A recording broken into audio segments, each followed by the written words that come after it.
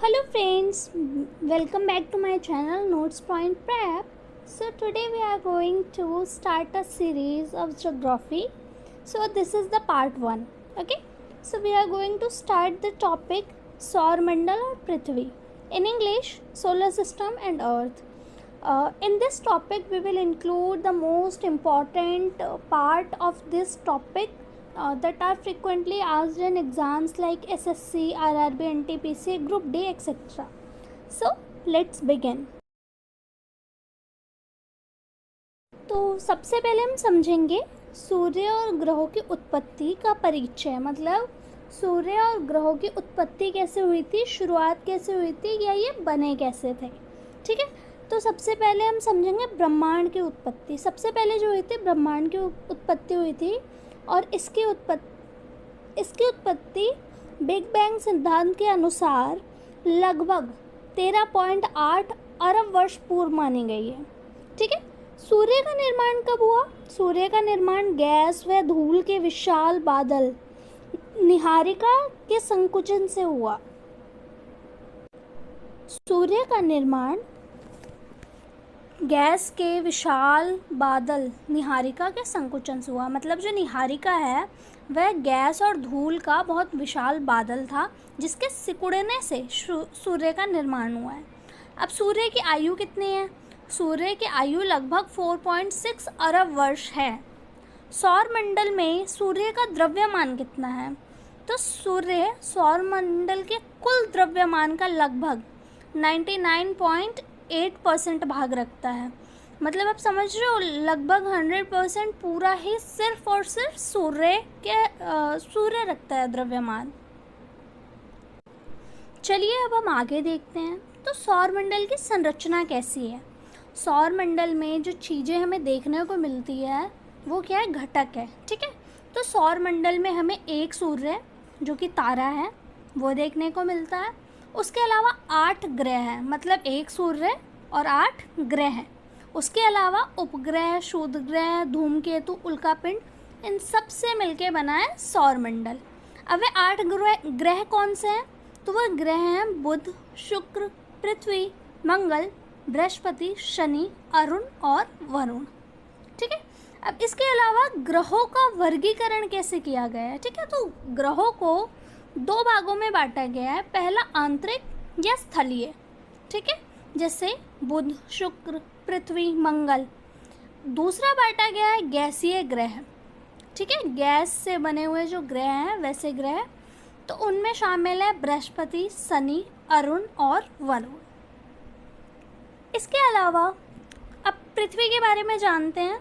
तो पृथ्वी की जो गति है, पृथ्वी जब अपनी गति पर घूमती है, अपने अक्ष पर घूमती है, तो उसे हम क्या कहते हैं? रोटेशन कहते हैं. ठीक है.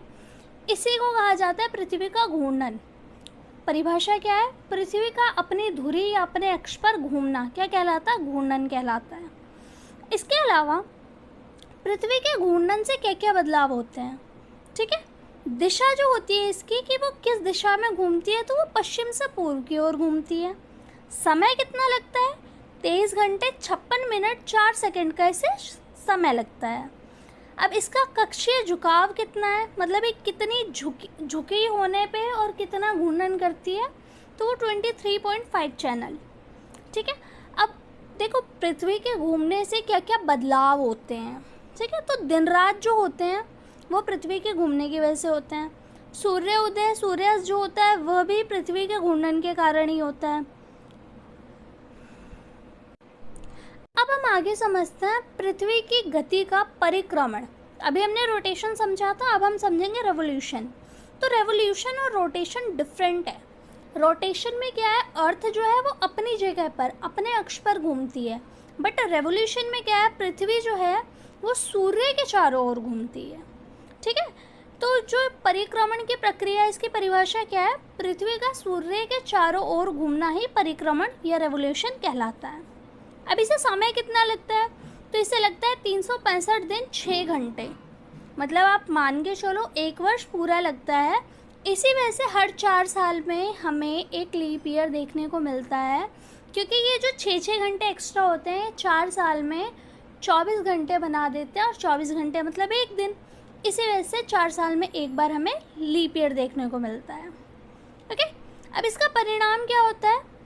परिक्रमण या रेवोल्यूशन के कारण ही जो सीज़न चेंज होते हैं ना, जो ऋतुओं में परिवर्तन आते हैं, वह इसी का परिणाम है, रेवोल्यूशन का ही परिणाम है। अभी कुछ सबसे महत्वपूर्ण जो पूछे जाते हैं फैक्ट्स एग्ज़ाम्स में, ठीक है, तो वो ऋतुओं से रिलेटेड ये हैं कि सबसे लंबा दिन कौन सा होता है। तो हमें डेट पता होनी चाहिए कि 21 जून जो होता है वह सबसे लंबा दिन होता है उत्तरी गोलार्ध में, ठीक है। अब सबसे छोटा दिन कौन सा होता है? वो 22 दिसंबर का होता है सबसे छोटा दिन। अब 21 मार्च को क्या होता है? 21 मार्च को दिन और रात बराबर होते हैं। 23 सितंबर को दिन और रात बराबर होते हैं। मतलब 21 जून को सबसे लंबा दिन, 22 दिसंबर को सबसे छोटा दिन, 21 मार्च को दिन और रात बराबर होते हैं, और साथ ही 23 सितंबर को भी दिन और रात बराबर होते हैं। इसके अलावा अगर आपको कंप्लीट नोट्स चाहिए, लाइक जो ये आप नोट्स देख पा रहे हैं स्क्रीन पे, तो इसमें और भी बहुत सारी डिटेल्स हैं जो मैं अभी एक्सप्लेन नहीं करूँगी आपको। अगर आप ये कंप्लीट नोट्स परचेज़ करना चाहते हैं तो सिर्फ 5 रुपये में आपको मेरे बायो के अंदर या मेरे डिस्क्रिप्शन के अंदर आपको लिंक मिल जाएगा, तो वहाँ से आप परचेज़ कर सकते हो। Thanks for watching, bye bye, take care.